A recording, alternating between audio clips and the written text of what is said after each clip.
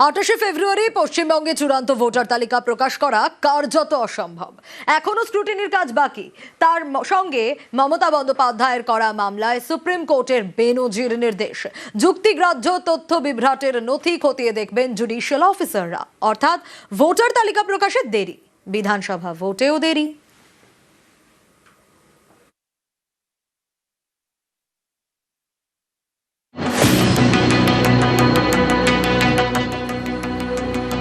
ফেব্রুয়ারি পশ্চিমবঙ্গে চূড়ান্ত ভোটার তালিকা প্রকাশ হওয়ার কথা থাকলেও তা কার্যত অসম্ভব। এর কারণ একাধিক।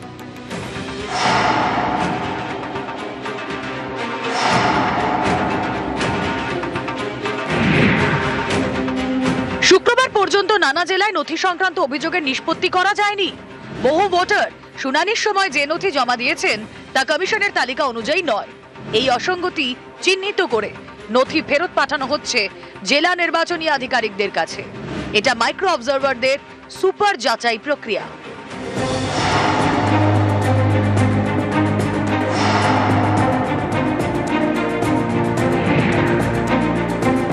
নথি যাচাই করার পরেও প্রায় 5 লক্ষ ভোটারকে নিয়ে চূড়ান্ত সিদ্ধান্ত নিতে পারেননি জেলা শাসকরা। প্রায় 25 লক্ষের বেশি ভোটারের নথি যাচাই করে চূড়ান্ত সিদ্ধান্ত জানাননি ইআরও এবং এইআরওরা।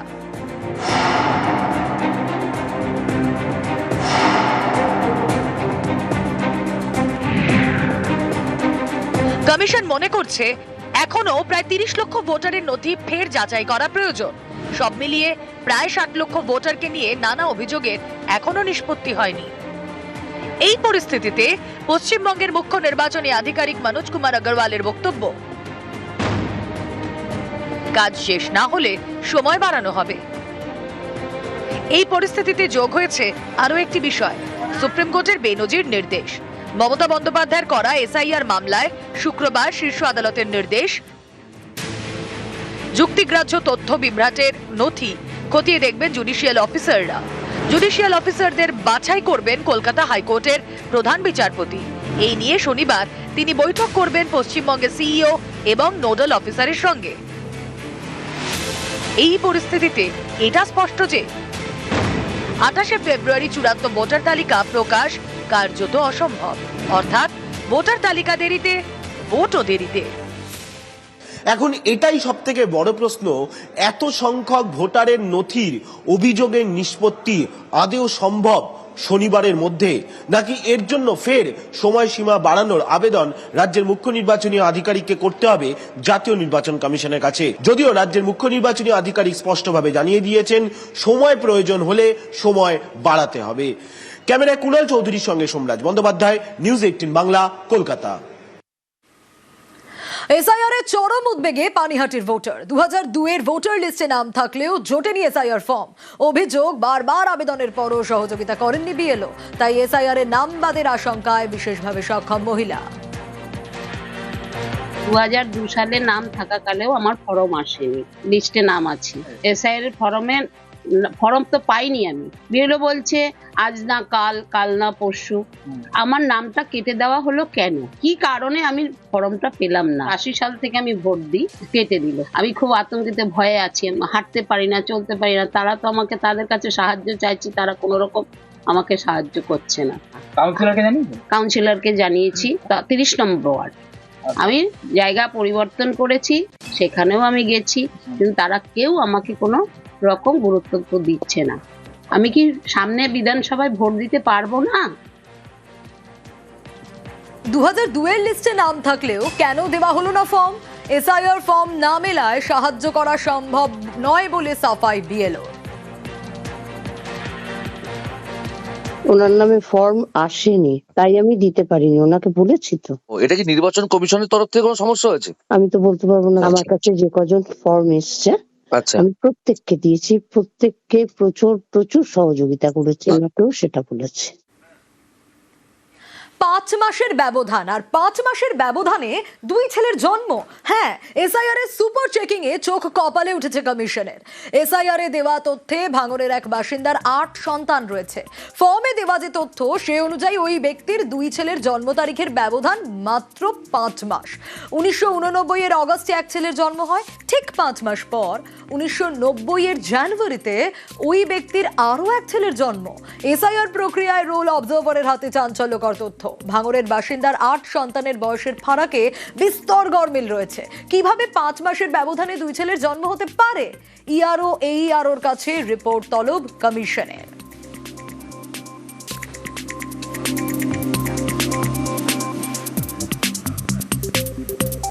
নিজে ক্যাবিনেট মন্ত্রী হতে চান, তিনি না হতে পারলেও দিলীপ ঘোষকে মন্ত্রী হিসেবে দেখতে চান, তাহলেও সাধ পূরণ হবে। দলের কাছে দাবি করলেন রিঙ্কু মজুমদার। প্রায় 13 বছরের বেশি সময় ধরে দলের সঙ্গে যুক্ত, আজ পর্যন্ত কোনো ভোটে লড়েননি। এবার 26-এর ভোটে বিজেপির প্রার্থী হতে চান দিলীপ ঘোষের স্ত্রী রিঙ্কু মজুমদার। তাই 31শে জানুয়ারি সল্টলেকে বিজেপির অফিসে গিয়ে জমা দিয়ে এসেছেন বায়োডেটা। আমার ক্যাবিনেট মিনিস্টার হওয়ার শখ ছিল, তো আমি জানি না সেটা সম্ভব হবে কিনা, কারণ আমাদের দেশে আমি দেখি তো পার্লামেন্টে সমস্ত কিছু তো অনেক ক্যাসেস করতে পারি, তো সেখানে আমি দেখেছি তারা যদি পারে তাহলে আমি কেন পারবো না। এই জুনুনটা আমার মধ্যে অনেক বছর আগে থেকেই ছিল। এবার অনেকে ভাবছে হয়তো আমি ওনাকে বিয়ে করেছি এর জন্য, সেটা মোটেও নয়। আমি বিজেপি পার্টিটাকে ভালোবাসি, সুপ্ত বাসনা থাকে, এখন তার মানেই যে হব চাই। উনি বললেন যে হ্যাঁ, একটা বুথ সভাপতি সেও যদি অ্যাপ্লিকেশন জমা করতে পারে, সিভি জমা করতে পারে, তুমি কেন করবে না, করো। স্ত্রী ভোটে লড়তে চান, মন্ত্রী হতে চান, রিঙ্কু মজুমদারের প্রার্থী হওয়ার ইচ্ছে প্রকাশ নিয়ে দিলীপ ঘোষের মন্তব্য, আবেদন যে কেউ করতেই পারেন, যোগ্য মনে করলে দল টিকিট দেবে, মন্তব্য দিলীপের। যত নাম এসছে সেগুলো লিস্ট করছেন, আর সেটা নিয়ে আলোচনা হবে। যে যোগ্য মনে হবে পার্টি তাকে প্রার্থী করবে। প্রায় 3,500 নাম ড্রপ বস্টে পড়েছে, আর বেশিও হতে পারে। তার মধ্যে আমার স্ত্রী, তিনি পার্টির পুরনো কর্মী, অনেকে যেমন নাম দিয়েছে, উনিও নিজের ইচ্ছা জাহির করেছেন যে আমিও ভোট লড়তে চাই। পার্টি যোগ্য মনে করলে তাকে টিকিট দেবে, নাহলে দেবে না। আমি তো ওনাকে বলিনি যে তুমি রাজনীতি করতে পারবে না, তুমি রাজনীতি করো, তোমার ইচ্ছা মতো করবে, নিজের জোরে করবে। পার্টি বাকি ডিসিশন নেবে। আমরা প্রার্থী হব কি না সেটা পার্টি ঠিক করবে। ভোটের মুখে সিপিআইএম এর প্রতীক অস্বস্তি। প্রতীকুর রহমানকে নিয়ে কড়া পদক্ষেপ নয় সিপিআইএম এর। দল ছাড়ার পরই রাজ্য সম্পাদককে নিশানা করেছেন প্রতীকুর। প্রতীকুরের কথায় দল বদলের জল্পনাও রয়েছে। মোহাম্মদ সেলিম জানিয়েছেন, দলের পদ্ধতি মেনেই প্রতীকুরকে নিয়ে সিদ্ধান্ত। পিছলে পরে কলার খোসার মতো বলে কলার খোসা এই জন্য রাস্তায় পড়ে থাকলে তুলে নিতে হয়। আর তেমনি যদি কেউ কলার খোসায় হোক, বানের জলে হোক, যদি কেউ পড়তে যায়, সহযাত্রী সহমর্মী, তখন তাকে হাত বাড়িয়ে তাকে ধরতে হয়, তাকে বাঁচানোর চেষ্টা করতে হয়। এটা খুবই বেদনাদায়ক। আমার কাছে নতুন প্রজন্মের একটা ছেলে মেয়ে পার্টির, অনেক পার্টিকে ইনভেস্ট করতে হয়, মুভমেন্ট, আন্দোলন, সংগ্রাম, প্রচার। তারপর আমরা চাই এটা থেকে পার্টি যাতে লং টাইম ডিভিডেন্ড তোলে। সেখানে এই ধরনের একজন কর্মীকে হারানোর প্রশ্ন উঠলেও আমার কাছে সন্তান হারা হওয়ার সমতুল্য। আমাদের পার্টিতে গত 1.5-2 মাস থেকে কয়েকটা অভিযোগ আসে, আমরা জানতে পারি যে আরো কিছু কন্ট্যাক্ট ডেভেলপ করছে। তখন আমাদের পার্টির প্রক্রিয়া অনুযায়ী, গঠনতন্ত্র অনুযায়ী আমাদের নিজস্ব পদ্ধতিতে কিছু সিদ্ধান্ত গ্রহণ করতে হয়। প্রতীকের পদত্যাগকে সন্তান হারানোর যন্ত্রণার সঙ্গে তুলনা করেছেন সিপিআইএম রাজ্য সম্পাদক মোহাম্মদ সেলিম। আর এই মন্তব্যে প্রতীকুর রহমানের কটাক্ষ, ওটা কুমিরের কান্না। রতন চেনে, উনি চেনে হুমায়ুন আর শতরূপ, উনি চেনে নিজের সিট। সেটা যদি সত্যি হয় তাই। কেউ কেউ নিজে জেতার জন্য কখনো হুমায়ুনের সঙ্গে বসতে পারেন, কখনো নওশাদ সিদ্দিকীর সঙ্গে বসতে পারেন, কখনো অধীরবাবুর সঙ্গে বসতে পারেন। পশ্চিমবঙ্গে অন্য কেউ কোথাও গেলে তাকে স্বার্থলোভী বলা হবে। আমাকে অব্যাহতি দিন আমি বলিনি, শব্দটা আবারও পড়বেন, আমি অব্যাহতি নিলাম। তো ফলে উনি রাখলো কি না রাখলো কি যায় আসে? কুমিরও তো কাঁদে। বাংলার প্রবাদ যে কুমিরের মরা কান্না। দীর্ঘ 3-4 মাস এই চোখ দিয়ে এত জল বেরোয়েছে যে চোখের মধ্যে আপনি জলের লেশ মাত্র দেখাতে পারবেন না, শুধু ঘৃণার আগুন দেখাতে পারবেন। যে চোখের জলগুলো পড়েছে সেই চোখের জলের মূল্য উনি দিতে পারবেন তো? আচ্ছা, সিপিআইএম এ কি অভিমানী দলের ইয়ং ব্রিগেড? একদিকে দলের নেতৃত্বের বিরুদ্ধে সরব প্রতীকুর, অন্যদিকে এখনো সদস্যপদ নবীকরণ করেননি দীপশিতা। তাহলে কি সিপিআইএম দীপশিতা দূরত্ব? জল্পনা তুঙ্গে। নিউজ 18 বাংলার মুখোমুখি দীপশিতা ধর, ষড়যন্ত্রের তত্ত্ব দীপশিতার। যেটা খবর, আপনি তো পার্টির সদস্যপদ নবীকরণই করলেন না। আমাদের পার্টিতে 31শে মার্চ পর্যন্ত নবীকরণের সুযোগ থাকে, এবং আমার মেম্বারশিপ যেহেতু দিল্লিতে, আমাকে যদি মেম্বারশিপ রিনিউ করতে হয় আমাকে দিল্লিতে যেতে হবে। তাই আমি যদি দিল্লিতে না যাই তাহলে আমি নবীকরণটা করবো কি করে? 31শে মার্চ মানে 1.5 মাস সময় রয়েছে। এখন এই যে এত তৎপরতা, এত উদ্বিগ্নতা কিসের জন্য? তাহলে এই জল্পনাগুলো ছড়িয়ে দেওয়া নির্বাচনের একদম আগে, আরো বেশি কনফিউশন তৈরি করা, সেটা ছাড়া কিছুটা ক্ষেত্রে ষড়যন্ত্র ছাড়া আমি তো এটার কোনো খুব লজিক খুঁজে পাচ্ছি না। পার্টির নবীকরণ করার ব্যাপারটা তো পার্টির একদম অভ্যন্তরীণ বিষয়, তখন পার্টির বিরুদ্ধে আপনার মনে হচ্ছে না যে খবরটা পার্টি থেকে লিক হলো? কে করেছেন, কে লিক করেছেন এটা জানা যাচ্ছে না, ফলে আমি কাউকে খুব পিন পয়েন্ট করে অবাক তো accuse হয়েছে। করতে পারছি না। অস্বস্তি হয়েছে। ফের কি শিলিগুড়ি থেকে প্রার্থী হচ্ছেন গৌতম দেব? 26-এর ভোটে ডাবগ্রাম ফুলবাড়িতে আর দাঁড়াচ্ছেন না, এবার শিলিগুড়ি থেকে লড়বেন বলে দাবি গৌতম দেবের। 2011 এবং 2016-তে ডাবগ্রাম ফুলবাড়ি থেকেই লড়াই করে বিধায়ক হন তিনি। 21-এও ওই কেন্দ্র থেকেই প্রতিদ্বন্দ্বিতা করেন গৌতম দেব। আমি আর ডাবগ্রাম ফুলবাড়িতে দাঁড়াচ্ছি না, আমি প্রকাশ্যেই বলে গেলাম আপনাদের কাছে, আমি আর দাঁড়াচ্ছি না ডাবগ্রাম ফুলবাড়িতে। কিন্তু সময় সুযোগ হলে আমি কিছু কাজ আপনাদের জন্য করব।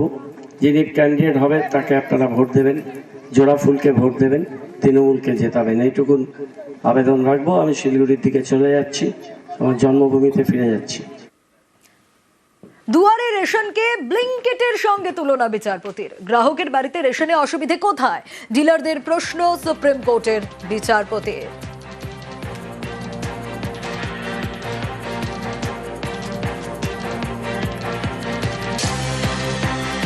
দুয়ারে রেশন মামলার রায় স্থগিত সুপ্রিম কোর্টে। শুনানিতে রাজ্যের প্রকল্পকে পক্ষেই বিচারপতি। প্রকল্পকে বেআইনি বলে আগে রায় দেয় হাইকোর্ট, সেই রায়কে সুপ্রিম কোর্টে চ্যালেঞ্জ করে রাজ্য। 3 বিচারপতির বেঞ্চে গতকাল দুয়ারে রেশনের বিরোধিতা। ওয়ান নেশন ওয়ান রেশনের যুক্তিতে সওয়াল ডিলারদের। বাড়ি বাড়ি গিয়ে রেশন বিলি সমস্যা বলে সওয়াল করেন তারা। ডিলারদের বাড়তি ভাতার প্রসঙ্গ তুলে পাল্টা সওয়াল রাজ্যের। গ্রাহক বাড়িতে বসে সুবিধে পেলে আপত্তি কেন বলে প্রশ্ন করেন বিচারপতি। ডিলারদের নয়, উপভোক্তাদের সুবিধাই লক্ষ্য বলে মন্তব্য। সেই সময়ই দুয়ারে রেশনকে ব্লিঙ্কেটের সঙ্গেও তুলনা করেন বিচারপতি।